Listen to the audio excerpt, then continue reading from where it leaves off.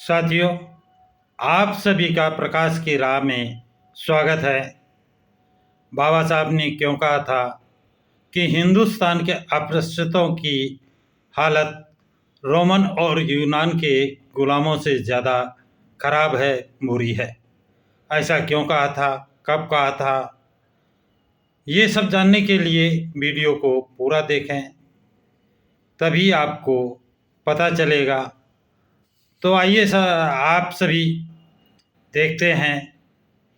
1924 में मई के महीने में सोलापुर जिले के वारसी में एक प्रांतीय अधिवेशन बहिष्कृत समाज का बहिष्कृत सम्मेलन हुआ था, जिसमें बाबा साहब डॉक्टर भीमराव अंबेडकर, बैरिस्टर अंबेडकर ने अपने भाषणों में कहा था कि हम धन्यभागी हैं, अस्पृश्यता ने हमें गुलाम का दर्जा नहीं दिया, अन्यथा परचून की दुकानों पर चीज़ों और जानवरों की तरह हमारी भी खरीद फरोख्त होती।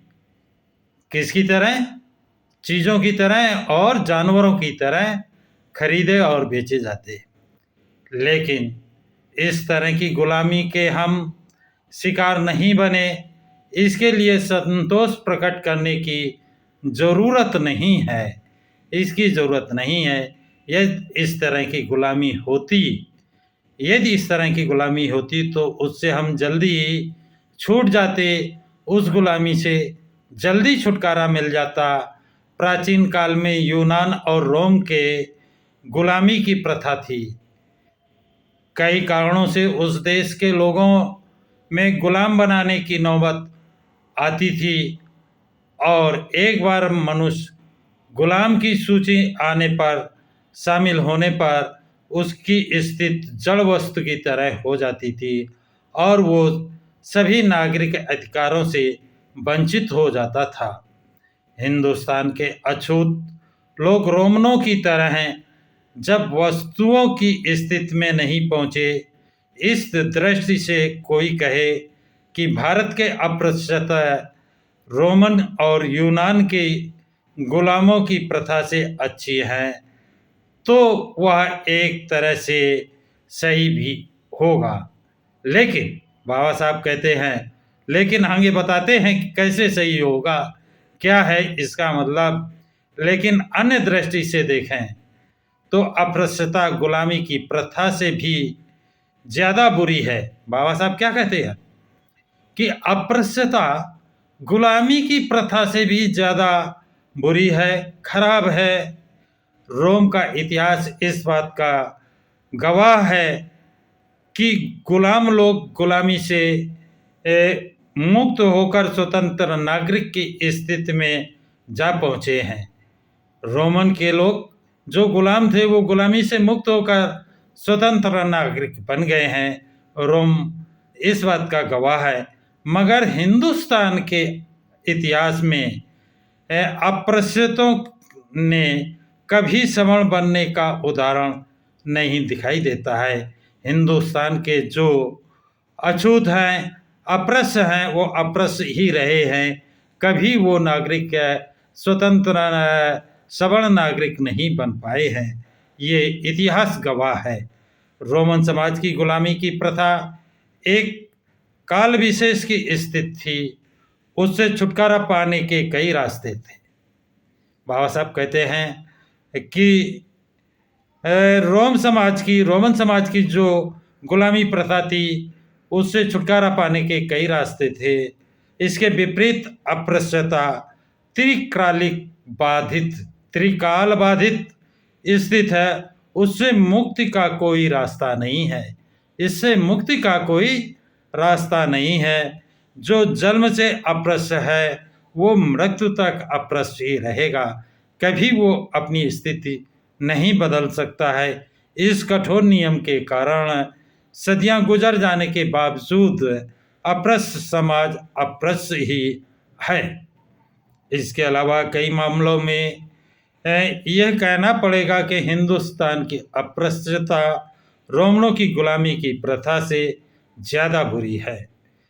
बाबा साहब कहते हैं कि हिंदुस्तान की अस्पृश्यता कई मामलों में रोमनों की गुलामी की प्रथा से ज़्यादा बुरी है, ज़्यादा खराब है। ये कहने में कोई ऐतराज नहीं है। रोम के गुलामों की प्रथा गुलामों की प्रकृति में बाधक नहीं है, उससे कई गुना अधिक ज़्यादा हमारी अस्पृश्यता हमारी उन्नति में बाधक बन रही है।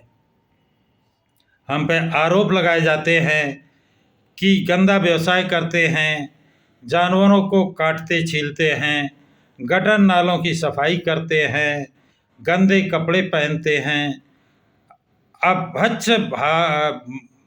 भक्षण करते हैं, अभक्ष भक्षण करते हैं, अनेक प्रकार की विभत्स देवी देवताओं की पूजा करते हैं। ऐसी एक दो नहीं 9 लाख आरोप हम पर लगाए जाते हैं। बाबा साहब कहते हैं एक दो नहीं 9 लाख आरोप इस तरह के लगाए जाते हैं। आरोप लगाना बहुत आसान है, मगर आरोप करने वाले इस बात पर विचार क्यों नहीं करते कि इन आरोपों के लिए जिम्मेदार कौन है। जिम्मेदारी किसकी है? सच कहा जाए तो आरोप लगाने वाले ही इसके लिए जिम्मेदार हैं। बाबा साहब कहते हैं आरोप लगाने वाले ही, सच्चाई देखी जाए तो वही इसके जिम्मेदार हैं। मनुष्य समाज की एक के बाद कई पीढ़ियां खत्म हो जाती हैं, मगर अगली पीढ़ी हमारे सभी संप्रदाय अपनी पिछली पीढ़ी से रीति रिवाज, धर्म भावना आदि सारी संस्कृत सीख लेती है। यही कारण है कि समाज के घटक लुप्त होने पर भी समाज निरंतर चलता रहता है। आज के हिंदू समाज में इस तरह की संगठन विलुप्त नहीं हो पाते हैं। हमारे इन तथाकथित भूदेवताओं के साथ हमारे नज़दीकी संबंध तो कभी बन ही नहीं पाए, तो फिर हम उनके रीति रिवाज कैसे ग्रहण करें। उपनिषदों के सिद्धांत वो हमें बताने को तैयार नहीं हैं, तो हमारी मरी माता की पूजा के संस्कार जाएंगे कहाँ, कैसे जाएंगे, अगर उनका आदेश है कि हम वेद ना सुने तो हम में लावड़ी नौटंकी छूटेगी कैसे। ये उन्होंने तय किया है कि हमारा उपनयन संस्कार करके जनेऊ पहनाई जाए, तो क्या हम शुभ नहीं रहेंगे। सारांश ये है कि हम पे आरोप लगाया जाता है कि हम में बहुत बुराइयां हैं। सारांश में बाबा साहब कहते हैं कि हम पे आरोप लगाया जाता है कि हम पे बहुत बुराइयां हैं, तो हम पूछते हैं कि अच्छाई की सीख हमें कब किसने दी है। ब्राह्मणों के बच्चों में ब्राह्मणों के रीति रिवाज, या हम में से ईसाई बने लोगों में ईसाई रीति रिवाजों का चलन कैसे होता है, और ब्राह्मणों के रीति रिवाजों का संस्कार हम अस्पृश्यों में क्यों नहीं होता है। इस पर बारीकी से विचार करें तो आसानी से समझ में आने जैसी बात है।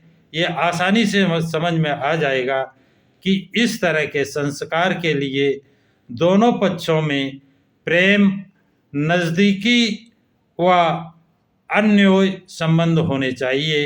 अस्पृश्यता के कारण हिंदू समाज के उच्च वर्गों के साथ इस तरह के संबंध प्रांगण होना संभव नहीं है।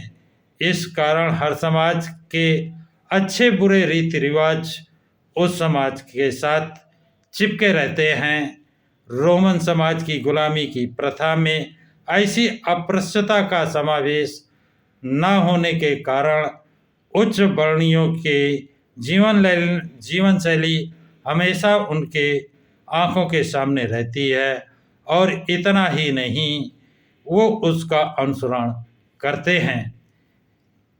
तो बाबा साहब जो सवाल उठाते हैं उन्हीं के ऊपर सवाल उठाया कि अगर हम गंदगी साफ करते हैं, हमारा समाज गंदगी साफ करता है, साफ कपड़े नहीं पहनते हैं, नाली साफ करते हैं, तो हमको अच्छे रीति रिवाज सीखने कहाँ दिए गए?